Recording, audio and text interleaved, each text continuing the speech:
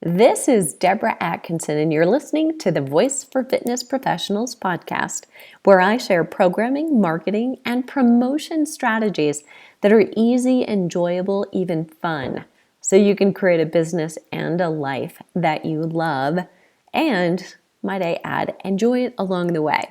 Today, I'm diving into fitness marketing to midlife women that works. And this is one of those podcasts you're going to want to buckle your seatbelt for, strap on your shoes, and head out for a long walk or hike. This may be a two-parter if you're short on time, but do get started. So here's the thing. If you are marketing to midlife, there's a lot to consider right now because she is not, first of all, what she used to be. Midlife requires some definition. If you're 20, you may think of midlife as being your 40s, but that would suggest we're only going to live to 80. So many of us are thinking, 100 is doable. So midlife becomes 50 and 60 and 70, and maybe 40 to 70. But we really got to take a good look at what is that, and within that, the diversity of the women that are in that group.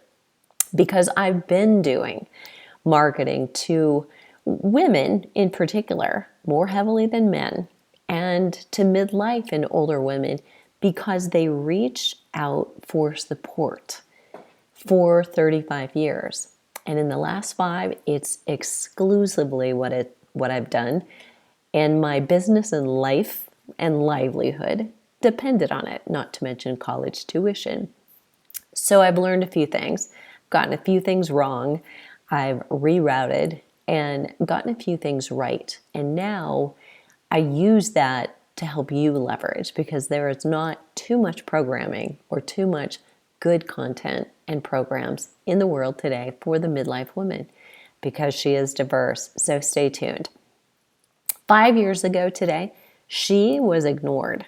Today, she's not ignored, but she's stereotyped.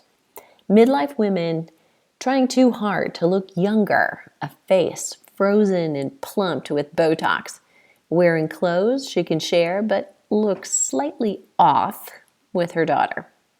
A midlife woman who's operating on the 1980s metabolism science she learned then, relies on calories, steps, heart rate, and data that ignore the state of her hormones. A midlife woman who enjoys at least a glass of wine and maybe 3 most days, starts with coffee and flirts with fasting, but has no idea what a healthy diet is for her today.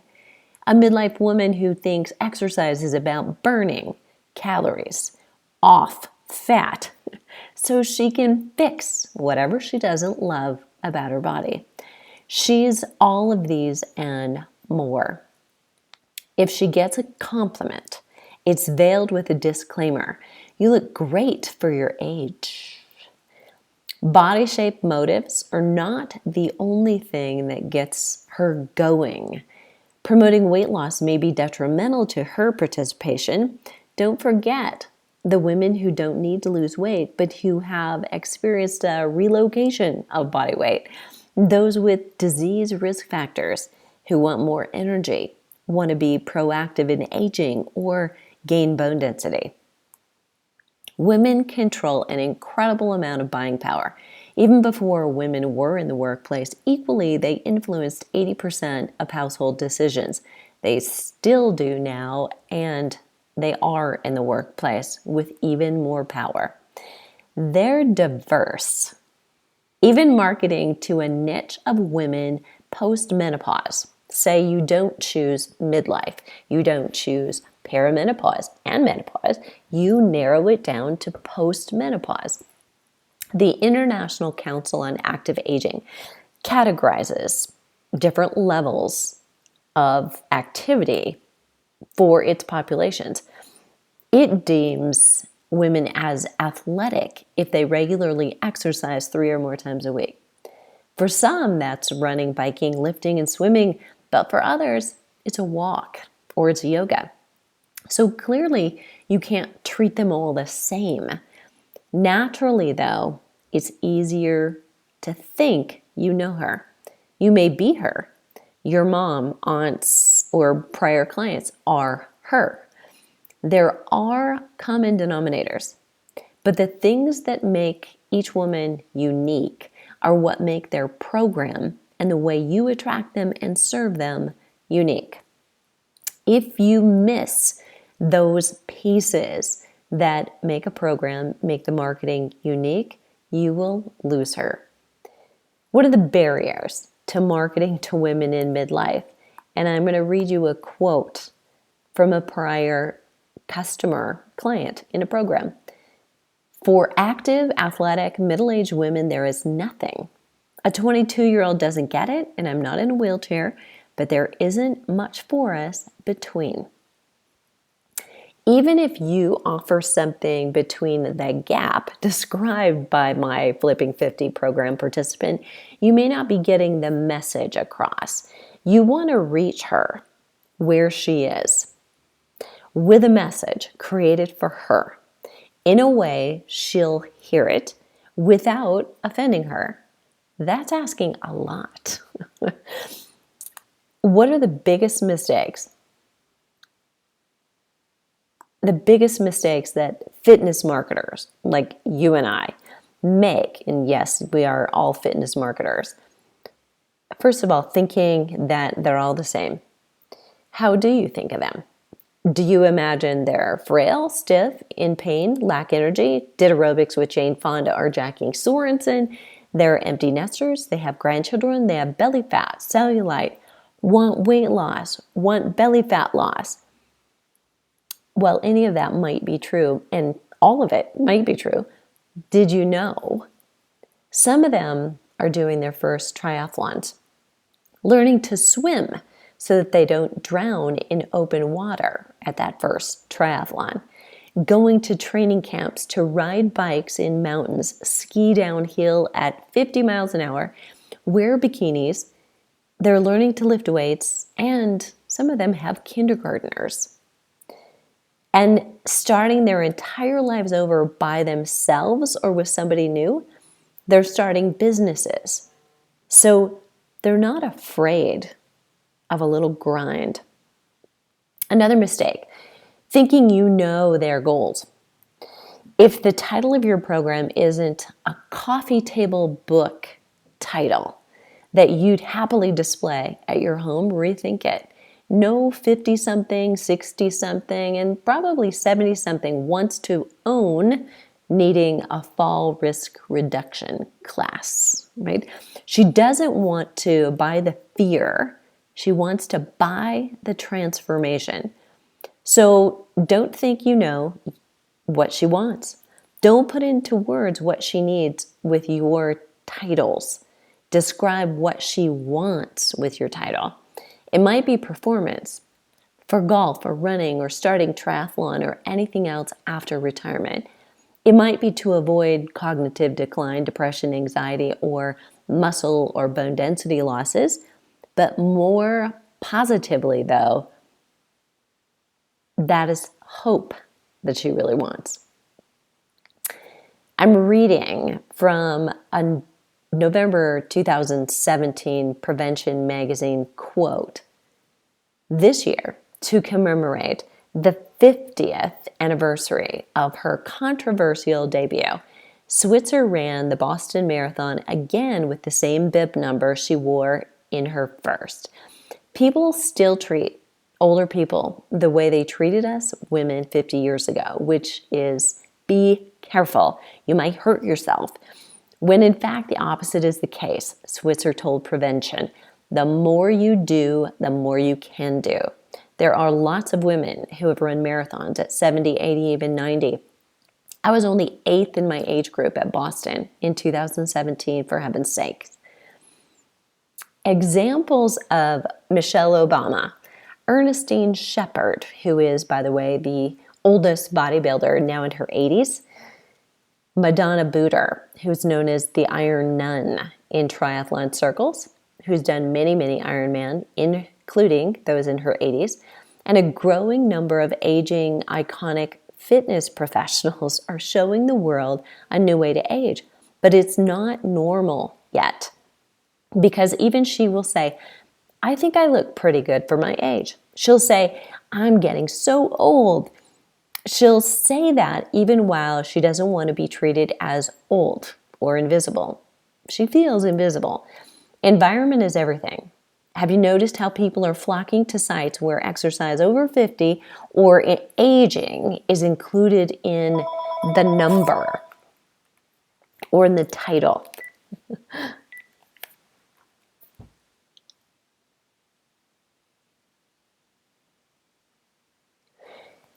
If positive things happen here, people will gather.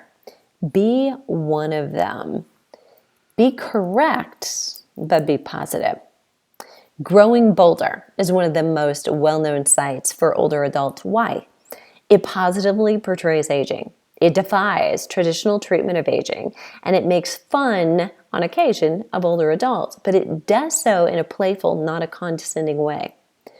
The Aging Triathlete and Thriving Not Surviving are two Facebook pages by midlife and older women describing their own journeys from inactive or in need of a health intervention to triathlon training.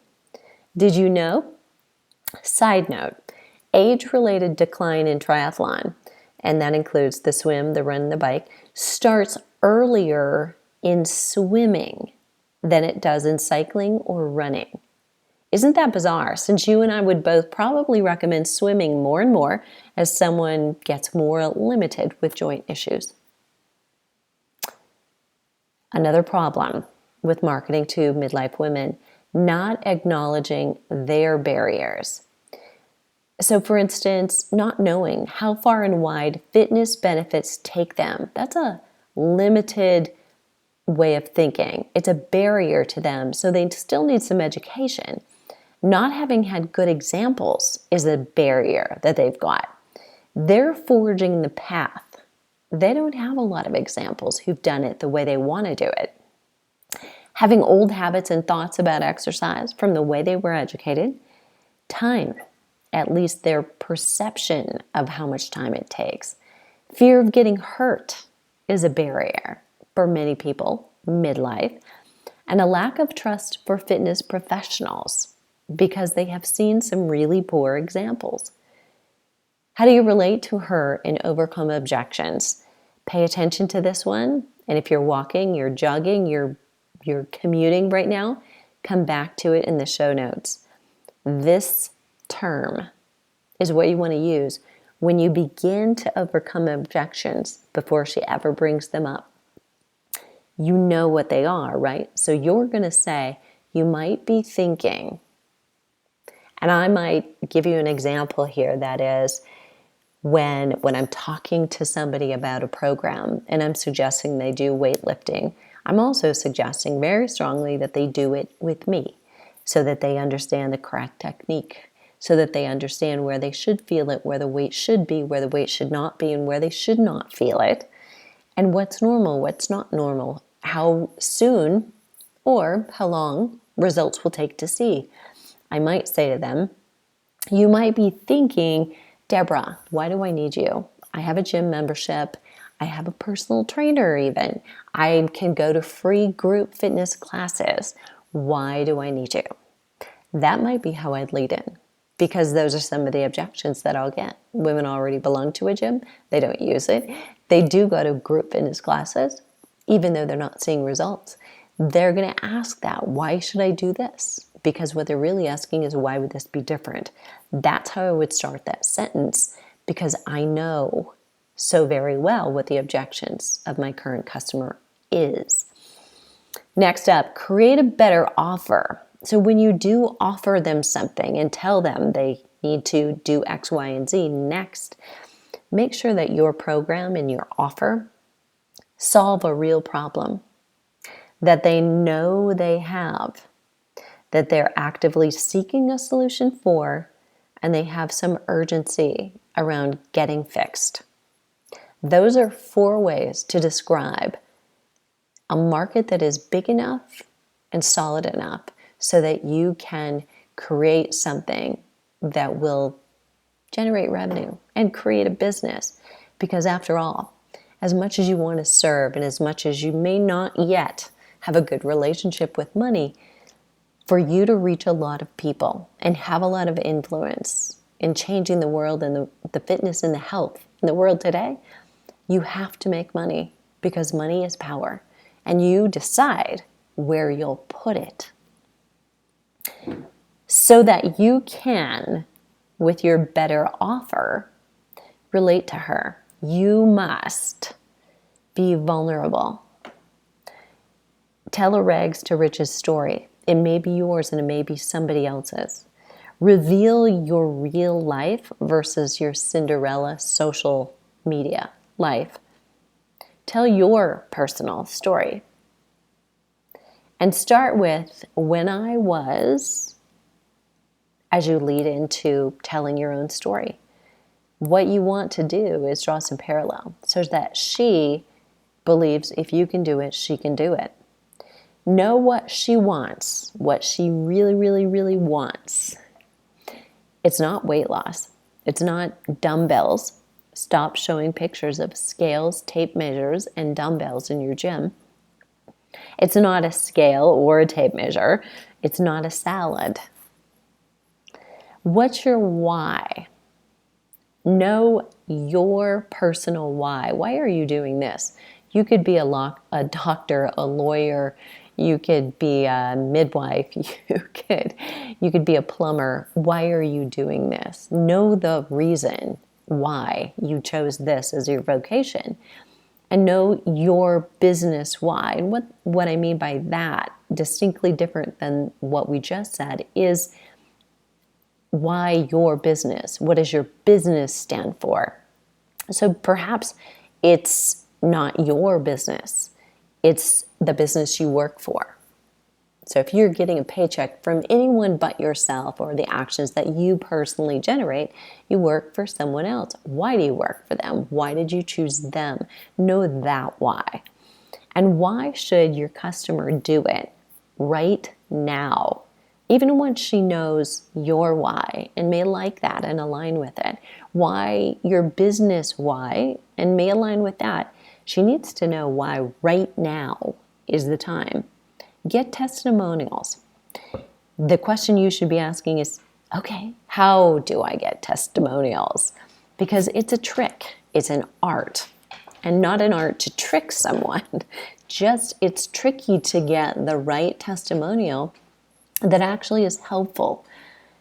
You're not really wanting to paint those before and after pictures. Here's me as a fatty me. Here's me as a skinny me in better lighting and with makeup. That really is a ship that sailed. And for women in midlife, they really want so much more. They want more richness in their life.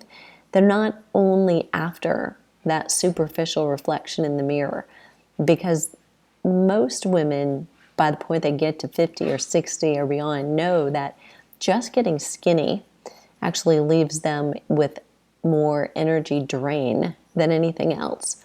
And the drain is having to stay at that weight or that too skinny self without living in constant fear that you'll be gaining the weight back. But ask this question for a great testimonial of anyone who's completed your training, your programs. What almost stopped you from registering or getting started? And if you can have somebody answer that question with a, what I was thinking before I got started is, as a for instance, you're going to get somebody who may answer like this. Before I did this program, I was thinking, this is a lot of money. Because what they're going to end up doing in that testimony is very likely turning it back around and saying, now I look back and think, oh my gosh, that was priceless, or that was so worth it. I wish I had done it sooner. Those are the kinds of things that will come out of it when you prompt your testimonials with the right question. Audit your images. Even your images speak volumes, don't they? A word or a picture is worth 1,000 words. So those are, in a sense, testimonials, but audit your images. Are you showing her the her she wants to be? Are you showing the dream? Because she doubts and you've got to know this, that your program will work. She doubts it will work for her. And really, I've just said she doubts her. She doubts herself. There are universal truths that bubble up and surface when we're considering something and doubting ourselves. She thinks she's unique. She's special. It won't work for her because, and it worked for others because, well, they're not her. She thinks she's flawed. She thinks she's uniquely flawed. Now's not a good time. It's not convenient. Just because you have always done something or thought a certain way doesn't mean you can't change it. She has free will. Remind her of that. She's failed before. This is not her first rodeo. Success dulls the knife. She needs to hear that. Failure sharpens it. Failure is data. She doesn't know that yet or think that yet. She blames failure on her lack of willpower, discipline, or motivation. She's a prove it to me girl. Make sure that you know what you're talking about. Know your science. Know the facts and know what she calls herself. 70-year-olds today do not call themselves seniors, and they will not in the future. 50-year-olds resent getting the AARP card in the mail. They certainly resented it when it came too early during their 40s. She doesn't recognize herself in the mirror sometimes. If she goes to a yoga class that seems to be catered toward middle-aged women and older, she looks around the room and she doesn't think she belongs. Understand how she sees herself and how she wants to see herself so that you can write copy and use images like you are your ideal customer. Get a copywriter if you don't write. That is your ideal customer. If you have a 20-something writing copy or posting your social media, make sure they give you examples of their work. Get a focus group together, get their thoughts. Listen to them. Don't defend, don't object. Let your current customer tell you what they would have wanted to hear that would have moved you into your program sooner. Interviewing is priceless. Have a third party interview your ideal customer. A third party will allow that person to be far more honest than if you or I interview one of our own prior customers or current customers. What you're going to do is create 5 or 6 questions. Use these for examples. If you could wave a magic wand, what would you like to change about your fitness right now? How long have you felt this way? What have you tried? What do you hate about blank? For instance, something they tried, you're going to insert in that blank. What would you love to see change? Is there anything else that you'd like to add? While you're interviewing them, if it's going well, you're pulling things out of them, it's resonating. You can also finish that interview with, would you like some help with that? And would you like that help from me? You may just land a new client. She likes to give. Your midlife woman likes to give, and she'll support businesses that do more than just profit or provide a service. So you can partner with a charity like shoes, mittens, winter coat drive, food pantries. A percentage of proceeds that are donated. Employ underprivileged. Support water in the world. Scholarship youth into your programs. Host community events. Just a sample of ways that you can give, show that you are a giver, and potentially let her be a part of giving. Change your approach. Don't use the old standards of marketing, the old stale things that everybody else is doing. What if you mocked your own product and service? Explain how it works instead of using catchy titles. Clear beats clever all the time. Think about all the things that midlife women hate and that turn them off. Baby Gap t-shirts on muscle-bound trainers. Made-up women working out in Lululemons. Chicken breasts and egg whites and broccoli being all that you suggest that they eat. Walking into the male-dominated weight room. Think about it this way. Pink dumbbells are your enemy. It's something I say from coast to coast when I'm on media appearances, and it makes every single person smile. Women respond to colors of the sunset. Did you know that? Think about the colors that are in your gym. If they're primary colored and they look like crayons, is that for children? Or is it to appeal to women? Probably the biggest buyers in your market. She is working. She may have the corner office. She is overwhelmed. She does think a lot about her family and juggle responsibilities. She is willing to spend. She's not finding good choices. She wants someone who understands her kinesiology, physiology, endocrine system, and her socialization. She's got some unlearning to do. She may decide to do a marathon or triathlon in a decade or so. She's not done, but she needs to get started. These and more are the way to fix mistakes you're making in marketing to midlife women. Make yourself the best choice. And once you get her, help her and keep her loving life and the role that you play in it. Isn't that what it's all about? If you'd like some help with this, you know you're making marketing mistakes because you have something great to offer. You know you can change lives, but you're not reaching the people that you need to reach, or you're hesitant because like her, you think, maybe this won't work for me. Or when you go to promote yourself, you hear that little voice inside of your head saying, who do you think you are? I can help. If you want some help, set up a time to talk about how to make it happen, how to make this happen. Stop having a hobby and start having a business with a life that you love. I will give you my input on what you need to do to have a business model that works. You may choose not to pursue it, but you will know. So if you're interested, I'm going to leave the link to book a consultation with me below the show notes.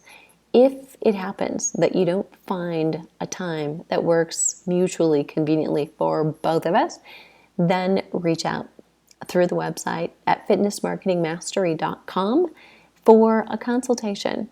And we'll chat a little bit about your business right now, what you'd really like that business to look like, both from a lifestyle you want to live standpoint, as well as a business revenue that you need to earn standpoint, and the impact, the influence that you want to have on the world standpoint.